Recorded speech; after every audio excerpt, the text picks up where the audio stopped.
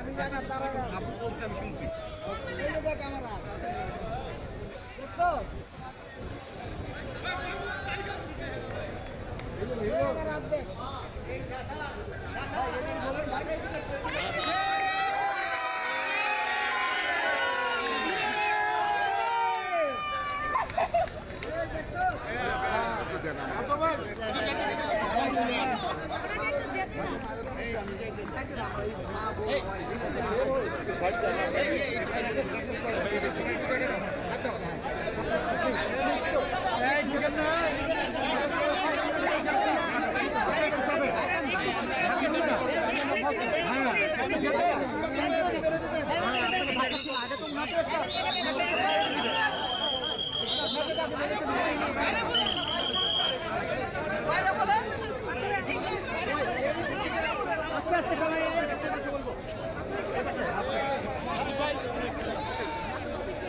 রাজু ভাই আমার রাজু ভাই রাজু ভাই আমার রাজু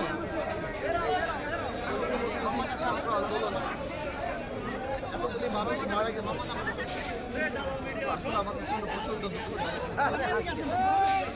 এই ঋণ আসলে আমরা এবং এই রক্ত বিসর্জন দিয়ে তারা আমাদের যা উপহার দিয়েছে দেশকে যে উপহার দিয়েছে সত্যি কথা বলতে রাজনীতিবিদ হিসেবে তো আমরা দিতে পারি না এবং আমরা চাই যাতে এই রক্তের সঠিক সম্মান আমরা দিতে পারি আমরা আগামীতে একটা ভালো রাষ্ট্র এই জাতিকে দিতে পারি আমরাও 17 বছর অনেক কষ্ট করেছি অনেক কিছু করেছি হয়তো কাঙ্ক্ষিত লক্ষ্যে পৌঁছাতে পারি মহান আল্লাহ হয়তো এতগুলি রক্তর মাধ্যমে এই জিনিসটা আমাদেরকে দিয়েছে আমি একদিকে তো অবশ্যই এর আত্মার মাত্রা কামনা করি অন্যদিকে এই দুঃখের মধ্যেও জাতিকে অভিনন্দন যে জাতি একটা ইনশাআল্লাহ নতুন বাংলাদেশ দেখতে পাবে সামনে ইনশাআল্লাহ ইনশাআল্লাহ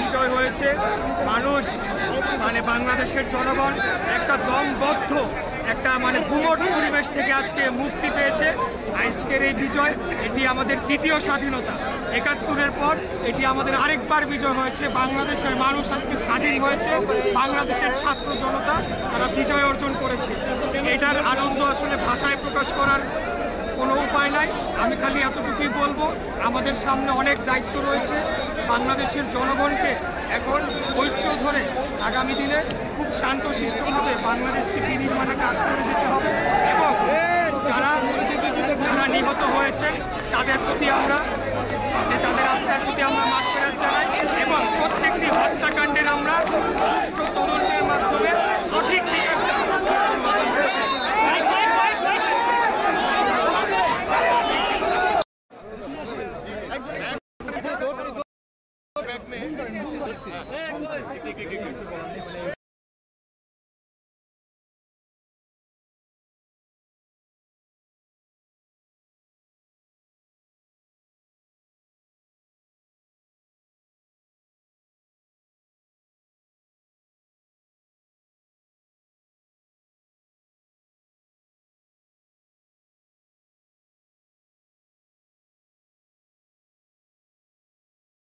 প্রতি আরো একটা আহ্বান, এই যে পুলিশ, এই যে থানা, এই যে রাষ্ট্রীয় সম্পদ জেলখানা, এগুলো রাষ্ট্রের প্রতিষ্ঠান, রাষ্ট্রীয় সম্পদ, এই প্রতিষ্ঠানের ক্ষতি করা যাবে না।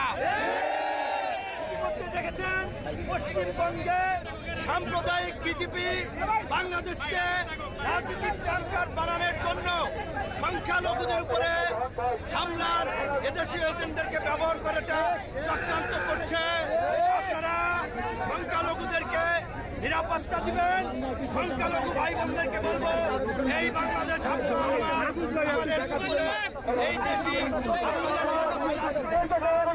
সবাই মিলেমিশে থাকবেন, সকলে শান্ত থাকবেন, শান্তিপূর্ণভাবে আনন্দ উচ্ছ্বাসের বহিঃপ্রকাশ ঘটবেন। যারা গুরুতর অপরাধ করেছে তাদের ক্ষমা নাই। কার্যালয়ে আমাদেরকে গরু ছাগলের মধ্যে ঝুলাইছে। হারুনের নেতৃত্বে এডিসি শাহিন শাহ, যুগ্ম কমিশনার বিপ্লব খন্দকার, নুরুন নবী সহ যারা, তাদেরকে অবশ্যই বিচার। আমি বলেছিলাম লজ্জায় তারা বলেন নাই। জামাতের সেক্রেটারি জেনারেল থেকে শুরু করে ফুটবলার আমিনুল ভাই, নীরব ভাই, বিএনপি জামাত বিরোধী দলের নেতৃবৃন্দকে গরু ছাগলের মতো পিটাইছে।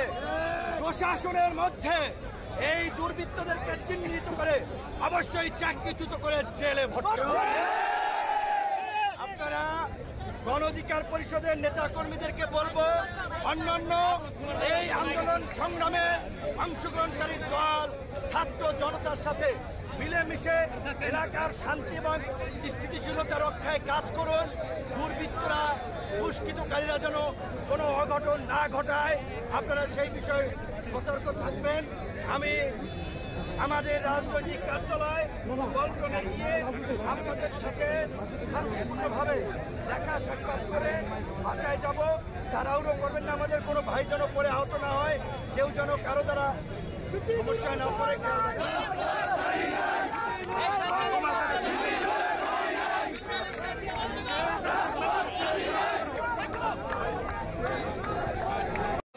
রাজনৈতিক নেতা কর্মী, আমার দেশের জনগণ অনেকেই শহীদ হয়েছে। আমি তাদের আত্মার মাগফিরাত কামনা করছি। মহান আল্লাহ তাআলা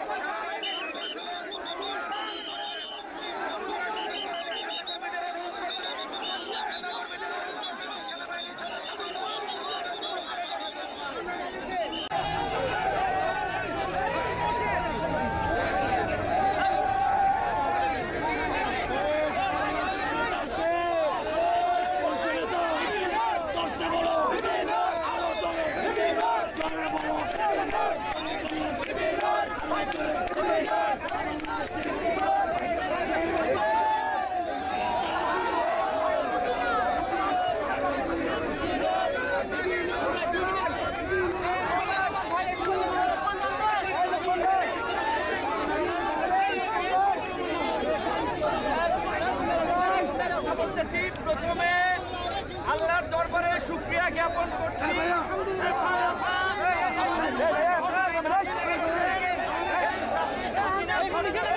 পতন ঘটিয়েছে। দ্বিতীয়ত, বিপ্লবী ছাত্র জনতাকে অভিনন্দন ধারাবাহিক লড়াই সংগ্রামের মাধ্যমে হাসিনার পতন নিশ্চিত করেছে। এই হাসিনার পতনের মধ্য দিয়ে আমাদের প্রাথমিক বিজয় অর্জন হয়েছে। এখনো আমাদের অনেক কাজ বাকি আছে। এই ফ্যাসিস্ট হাসিনার যারা দোষর ছিল রাজনীতি কিংবা প্রশাসনে, তাদেরকে চিহ্নিত করে বিচারের মুখোমুখি করতে হবে। এখন পর্যন্ত অন্তর্বর্তীকালীন সরকার হয় নাই। এইখানে যেন কোন সামরিক শাসন কিংবা কোন ভারত নিয়ন্ত্রিত সরকার প্রতিষ্ঠা না হয়।